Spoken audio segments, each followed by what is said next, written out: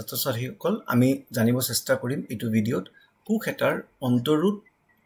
বিদ্যুৎ চালক বল যেটো EMF কম আৰু বিভৱ ভেদৰ মাজত কি কানেকশন আছে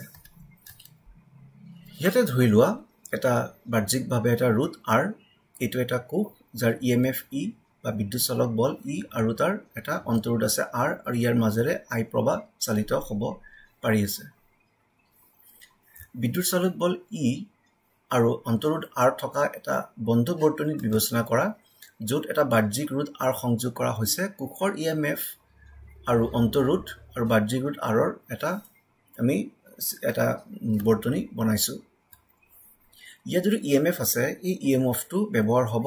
এই R ডালৰ দুটা মূৰত বিভৱ ভেদ এটা সৃষ্টি কৰিবলৈ প্লাস এই যেটো কোষডাল আছে ইয়াৰ মাজেৰে যেটো প্ৰবাহ আহিব ইয়াতে এটা potential drop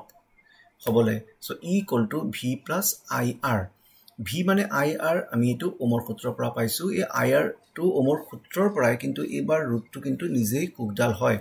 plus IR so দুটাৰ পৰা I কমন ললে E = IR + R বা ইয়াত যদি আমি I টো পৃথক কৰিব বিচাৰো I হ'ব ক্যাপিটাল E / R + R গতিকে I পাই গলো আমি সো V হ'ব IR V টো কি হয় এই কোষডালৰ দুটা মূৰৰ বিভৱ ভেদ কিমান So V = IR, I মান to itu বহুৱাই দিলো E / R + R ওপৰৰ পৰা